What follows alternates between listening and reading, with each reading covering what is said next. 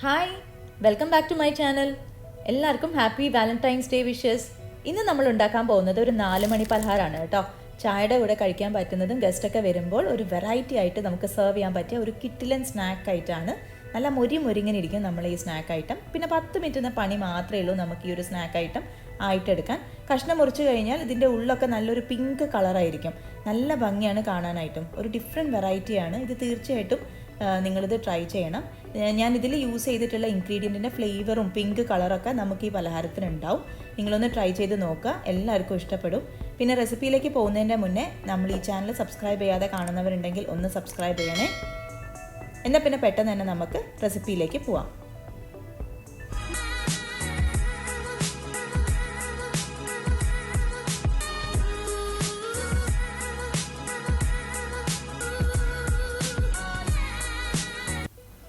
ആദ്യം തന്നെ ഒരു പാൻ വെച്ച് കൊടുക്കുക.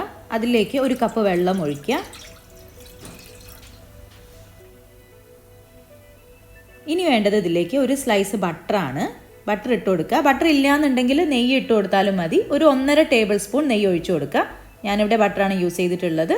ഇനി ഇത് നന്നായിട്ടൊന്ന് മിക്സ് ചെയ്തെടുക്കുക.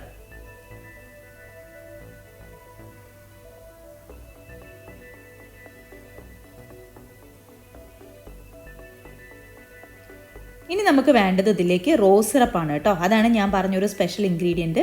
റോസ് സിറപ്പ് ഒരു 4 ടേബിൾ സ്പൂൺ റോസ് സിറപ്പ് ഇതിലേക്ക് ചേർക്കാം. നമ്മളെ ഈ പലഹാരത്തിന് നല്ലൊരു ഫ്ലേവറും ഒരു ഡിഫറെൻറ്റ് ടേസ്റ്റും കിട്ടാനാണ് കേട്ടോ നമ്മൾ ഈ റോസ് സിറപ്പ് ആഡ് ചെയ്യുന്നത്.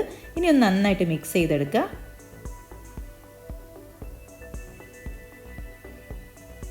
ഇനി നമുക്ക് മൈദ ഇട്ട് കൊടുക്കണം. ഇതിലേക്ക് ഒരു 1.5 കപ്പ് മൈദ ഞാനിതിലേക്ക് ആഡ് ചെയ്ത് കൊടുത്തിട്ടുണ്ട്.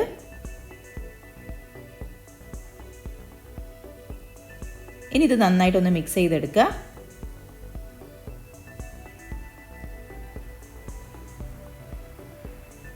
കട്ട കെട്ടാതെ നന്നായിട്ടൊന്ന് മിക്സ് ചെയ്തെടുക്കണേ.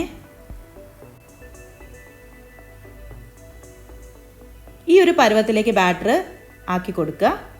ഈ ഒരു കൺസിസ്റ്റൻസി ആയിരിക്കണം നമ്മളെ ബാറ്ററിന്. നമ്മൾ പൊക്കുവടേൻ്റെ ഒക്കെ ആ ഒരു കൺസിസ്റ്റൻസി ഉണ്ടല്ലോ, ആ ഒരു ബാറ്ററിൻ്റെ കൺസിസ്റ്റൻസി അത്രയും മതി. ഇതുപോലെ. ഇനി ഇതൊരു പൈപ്പിംഗ് ബാഗിലേക്ക് ഇട്ട് കൊടുക്കുക. പൈപ്പിംഗ് ബാഗ് വേണമെന്നൊരു നിർബന്ധവും ഇല്ല. നിങ്ങൾക്കിത് കൈ വെച്ചിട്ടും എണ്ണയിലേക്ക് ഇട്ട് കൊടുക്കാം. ഞാൻ പിന്നെ ഒരു ഷേപ്പൊക്കെ കിട്ടാൻ വേണ്ടിയിട്ട് പൈപ്പിംഗ് ബാഗ് യൂസ് ചെയ്തു എന്നേ ഉള്ളൂ. കൈ വെച്ച് തന്നെ എണ്ണയിലേക്ക് ഇട്ട് കൊടുത്താൽ മതി. റോസ് സിറപ്പും മൈദയും ഇട്ട് കൊടുത്തതിന് ശേഷം നിങ്ങൾക്ക് പഞ്ചസാര ആഡ് ചെയ്ത് കൊടുക്കാം. ഞാനിവിടെ പഞ്ചസാര ആഡ് ചെയ്തിട്ടില്ല. കാരണം ഈ റോസ് സിറപ്പിൻ്റെ ഒരു ഇളം മധുരം മതി എന്ന് വിചാരിച്ചുകൊണ്ടാണ് പഞ്ചസാര ആഡ് ചെയ്ത് കൊടുക്കാതിരുന്നത്. പിന്നെ അവസാനം നിങ്ങൾക്ക് പലഹാരം ആയതിനു ശേഷം പഞ്ചസാര മേലെ വെതറിയിട്ടും യൂസ് ചെയ്യാം കേട്ടോ. ഇനി നമുക്ക് പാൻ വെച്ച് എണ്ണ ഒഴിച്ചു കൊടുക്കാം. ഞാനിവിടെ സൺഫ്ലവർ ഓയിലാണ് ഒഴിച്ചിട്ടുള്ളത്. കാരണം എനിക്ക് തോന്നിയിട്ടുള്ളത് വെളിച്ചെണ്ണയെക്കാട്ടിലും കൂടുതൽ സൺഫ്ലവർ ഓയിൽ ഒഴിച്ചു കൊടുക്കുമ്പോഴാണ് ടേസ്റ്റ് എന്നുള്ളതാണ്. ഇനി നല്ലതുപോലെ എണ്ണ ചൂടാൽ ബാറ്റർ ഇതിലേക്ക് ഇട്ട് കൊടുക്കുക. ഈ ടൈമിൽ ഫ്ലെയിം ഒരു മീഡിയം ഹീറ്റിൽ ഇട്ട് കൊടുത്താൽ മതി. കുറച്ചായിട്ട് നമുക്ക് ഇട്ട് കൊടുക്കാം. നമ്മളെ ഈ പുത്തൻ പലഹാരമൊക്കെ നന്നായിട്ട് എണ്ണയിൽ കിടന്നിട്ട് പൊങ്ങി വരുന്നുണ്ട്.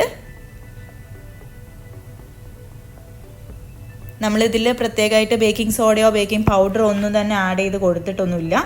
തിരിച്ചും മറിച്ചൊക്കെ ഒന്ന് ഇട്ട് കൊടുക്കുക.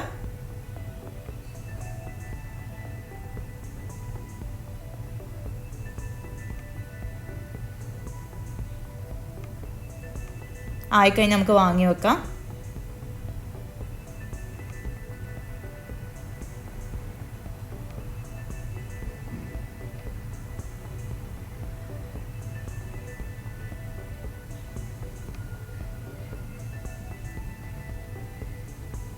നമ്മൾ ഈ പലഹാരമൊക്കെ ആയിട്ടുണ്ട്. നല്ല ഞെരിങ്ങനെ തന്നെ നമുക്ക് ഈ പലഹാരം കിട്ടിയിട്ടുണ്ട് കേട്ടോ. നിങ്ങൾക്ക് ഈ പുത്തൻ പലഹാരം കണ്ട് ഇഷ്ടപ്പെട്ടു എന്ന് വിചാരിക്കുന്നു. ഇഷ്ടപ്പെട്ടാൽ ലൈക്ക് ചെയ്ത് വീഡിയോ ലിങ്ക് എല്ലാവരായിട്ടും ഷെയർ ചെയ്യാൻ മറക്കല്ലേ. കൂട്ടത്തിൽ ചാനൽ ഒന്ന് സബ്സ്ക്രൈബ് കൂടി ചെയ്യണം പ്ലീസ്. അടുത്തൊരു റെസിപ്പി ആയിട്ട് കാണുന്നത് വരെ tata, bye. Thank you for watching.